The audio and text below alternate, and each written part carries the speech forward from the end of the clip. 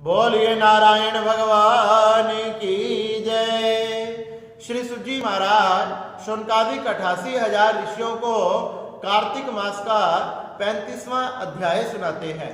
कहने लगे, श्री शौनकादिक 88,000 ऋषियों ने कहा कि हे सुजी महाराज, आप जाते जाते हमें कृपया कर कर श्री तुलसी जी के विवाह की विधि बताकर जाइए कि किस प्रकार से श्री तुलसी जी का विवाह किया जाता है।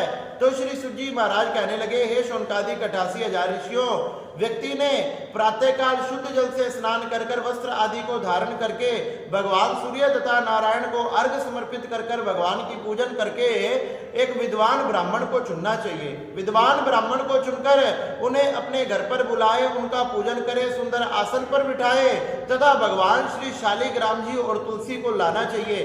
तुलसी का पूजन करना चाहिए। भगवान श्री शालिग्राम को पंचामृत से स्नान करवाना चाहिए। दोनों का गणेश पूजन आदि कर कर, श्री शालिग्राम का पूजन कर कर, तुलसी माँ का पूजन कर कर हमने यज्ञ करना चाहिए, सुंदर हवन करना चाहिए। अनेक प्रकार के मंत्रों से, वेद मंत्रों से अनेक प्रकार की आहुतियों को लगाना चाहिए। अनेक प्रकार की आहुतियों को लगाते हुए धीरे धीरे विवाह की विधि को प्रारंभ करना चाहिए। विवाह की विधि को प्रारंभ करते हुए श्री शालिग्राम जी और माँ तुलसी का विवाह करवाना चाहिए। सुंदर विद्वान ब्राह्मण इन विवाह को करवाए तो विवाह को करने के बाद हम जैसे अपनी पुत्री का, कन्या का कन्यादान करते हैं, उसी प्रकार से तुलसी को अपनी बेटी मानकर श्री शालिग्राम जी के साथ उनका विवाह करना चाहिए। अनेक प्रकार का और अपने हाथ से कन्यादान का संकल्प करना चाहिए। इस प्रकार से सभी परिवार वालों ने मिलकर बड़े आनंद से वहां भजन कीर्तन आदि नित्य गान करते हुए, बाजा बजाते हुए, ढोलक बजाते हुए यह सुंदर अवसर बनाना चाहिए। यह सुंदर अवसर, यह सुंदर त्योहार बनाना चाहिए। इससे भगवान नारायण बड़े ही प्रसन्न होते हैं और बाद में श्री शालिग्राम जी और तुलसी जी की प्रदक्षिणा करनी चाहिए। उनकी प्रदक्षिणा करके, उनके आगे साष्टांग प्रणाम करके, उनको नमस्कार करके उनके चरणों में प्रार्थना करनी चाहिए कि हे भगवान नारायण, हमारे द्वारा किए हुए इस धर्म को, हमारे इस पुण्य को आप अपने चरणों में स्वीकार करें तथा इसके उचित फल के स्वरूप में अपना वैकुंठ, अपना मोक्ष हमें प्रदान करें। इस प्रकार से भगवान श्री शालिग्राम जी और तुलसी से प्रार्थना करनी चाहिए। ब्राह्मण का पूजन करके उनको अनेक प्रकार के वस्त्र आदि, दक्षिणा आदि दान में देनी चाहिए। गौ का दान करना चाहिए।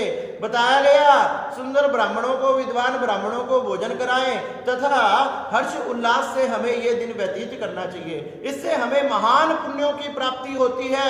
हजारों जन्मों के पाप हमारे जलकर नष्ट हो जाते हैं। श्री शालिग्राम जी को तुलसी की मंजरी, तुलसी आदि समर्पित कर कर इस प्रकार से ये तुलसी विवाह किया जाता है। कहने लगे, जिस प्रकार से तुलसी विवाह होता है उसी प्रकार से आंवला, शमी तथा पीपल की भी विधि यही समझनी चाहिए। इस प्रकार से श्री सुजी महाराज ने शौनकादिक 88,000 ऋषियों को ये कार्तिक मास की बड़ी ही सुंदर कथा सुनाई।